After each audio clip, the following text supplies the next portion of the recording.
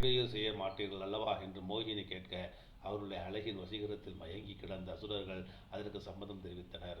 தேவர்கள் தனி வரிசையில் நின்று கொண்டு விஷ்ணுவை வணங்கினர். மோகினி கையில் கலசத்துடன் தேவரிடம் வந்து அசுரர்களை நோக்கி புன்னகையுடன் கடைக்கண் பார்வையை வீச அவர்கள் கட்டுண்டு கிடந்தனர். மாயை சரியாக வேலை செய்ய ஆரம்பித்தது. தேவர்கள் அனைவருக்கும் அமிர்தம் கொடுக்கப்பட்டு விட்டது. அசுரன் ராகு யாரும் அறியாமல் தேவர்களின் வரிசையில் அமர்ந்திருந்தான். தேவனைப் போல அமிர்தத்தின் சில துளைகளை பருகினார். மோகினி வேடமணிந்த கடவுள் இதனை கண்டுபிடித்து விட்டார். உடனே ராகுவின் தலையை துண்டித்துவிட்டு மறைந்து விட்டார். இப்போது அசுரர்கள் தாங்கள் ஏமாற்றப்பட்டு விட்டோம் என்பதை உணர்ந்தனர். அசுரர்களின் தலைவன் பலி தாங்கள் ஏமாற்றப்பட்டதால் தேவர்களை பூண்டோடு அழிப்பேன் என்று உறுதி கொண்டினார். தேவர்களும் அசுரர்களும் இடையே போர் நிகழ்ந்தது. அசுரர்களுக்கு பலியின் மந்திர சக்தி துணை நின்றது. தேவர்களுக்கு விஷ்ணுவே துணையாக இருந்தார். பலர் உயிரிழந்தனர். முடிவில் நாரதரின் முயற்சியால் போர் முடிவுக்கு வந்தது. வராக அவதாரம் விஷ்ணுவின் வாசஸ்தலமான வைகுந்தத்தை ஜெயன் விஜயன் என்னும் அனைவரும் பாதுகாவலராக இருந்து பார்த்து வந்தனர்.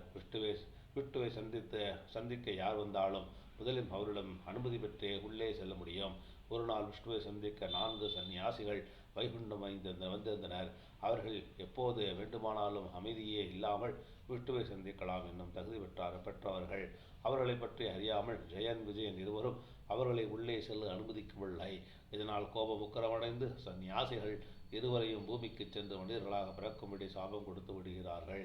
பாதுகாவலர்கள் தங்களுடைய தவறை உணர்ந்து கொள்கிறார்கள். மன்னிப்போ சாப விமோச்சனமோ கேட்பதற்கு முன் விஷ்ணு அங்கே வந்து விடுகிறார். இவர்கள் எந்த உள்நோக்கமும் இன்றி அறியாமையால் இந்த தவறினை மறை செய்து விட்டிருக்கிறார்கள். ஆதலால் அவர்களை மன்னித்து விட்டு விடுமாறு சன்னியாசிகளிடம் சொல்கிறார். ஜெயன் விஜயன் இருவரும் மன்னிப்பு கேட்கின்றனர்.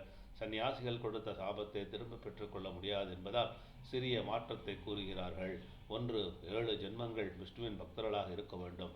அல்லது 3 பிறவிகள் விஷ்ணுவை வெறுக்கும் கொடூரமான அசுரனாக பிறந்து அவர்களாலேயே கொல்லப்பட்டு வைகுண்டம் திரும்புதல். அனைவரும் விரைவில் விஷ்ணுவை சேர வேண்டும் என்பதால் அசுராக பிறக்க ஒத்துக்கொள்கின்றனர். சாபத்தின்படி ஹிரண்யாக்ஷன் ஹிரண்யகசிபுவாக பிறவி எடுக்கின்றனர். இருவரும் மிகவும் கொடூரமான கொண்டவர்களாகவும் விஷ்ணுவை வெறுப்பவர்களாகவும் சக்தி வாய்ந்தவர்களாகவும் இருந்தனர். அது புதிய கல்ப காலத்தின் ஆரம்பம். உலகை படைக்கும் பிரம்மா மனிதர்களையும் பிற உயிர்களையும் படைக்க இருக்கையில் உலகம் எங்கும் தென்படவில்லை. ஹிரண்யாக்ஷன் தர்மத்தை அளிக்கும் தீயவனாக நிகழ்ந்தான். விஷ்ணு பக்தர்களை சித்திரவதை செய்வதில் பெரும் மகிழ்ச்சி அடைந்தான். அவனே உலகை கடலில் ஆழத்தில் யாருக்கும் தெரியாமல் மறைத்து வைத்தவன். உலகம் எங்குமே தென்படவில்லை என்பதை அறிந்து பிரம்மா விஷ்ணுவை வணங்குகிறார். பிரம்மா தியானத்தில் இருக்கையில் அவருடைய முக்கிய துவாரத்திலிருந்த கட்டை விரலை விட சிறிய அளவில் பன்றி ஒன்று வெளிவந்து வளர ஆரம்பித்தது. சில கணங்களில் யானை போல வளர்ந்து மேலும் மலையைப் போல பெரிய உருவெடுத்தது. பிரம்மா இது எப்படி தனது நாசி துவாரத்திலிருந்து வெளியே வந்தது, மேலும் எப்படி இவ்வளவு வளர்கிறது என்று வியந்தார். கடவுள் விஷ்ணுவே வராக அவதாரம் எடுத்து இந்த பன்றி உருவை வந்திருக்கிறார் என்பதை உணர்ந்தார். வராகம் செவிகள் செவிடாகும்படி உருமி காற்றில் எகிரி மின்னில் வேகத்தில் கடலில் குதித்தது. பன்றியின் வெண்ணிற கொம்புகளும் ஒளிர்ந்தன. இடியை போன்று ஒளியெழுப்பி திமிங்கலங்களை சுறாக்களையும் கடந்து சென்றது. கடல் அலைகளை அனாயசமாக மலை உயரத்திற்கு எழுப்பி கடலின் அடியில் பன்றி உலகத்தை தேடுவதை பிராமணும் தேவர்களும் கூர்ந்து கவனித்தனர். ஆழ்கடலில் ஆழத்தில் மூழ்கியிருந்த பூமியை கண்டுபிடிப்பதில் புனித வராகம் வெற்றியடைந்தது. தன்னுடைய தந்தமான 2 கொம்புகளால் உலகத்தை தூக்கிய கடலுக்கு மேல் கொண்டு வந்தது. வராக அவதாரம் உலகத்தை மீட்கும் பணியில் இருப்பதை அறிந்து அசுரன் ஹிரண்யாக்ஷன் அங்கே வந்தான். வராகத்தின் மூக்கு கொம்பில் உலகம் இருப்பதை பார்த்தான். தன்னுடைய அனுமதி இல்லாமல் உலகத்தை எடுப்பதற்கு ஆட்சேபித்தான். உலகத்தை பாதுகாப்பாக அதனுடைய இடத்தில் வைத்துவிட்டு அசுரனை திரும்பி பார்த்தார்.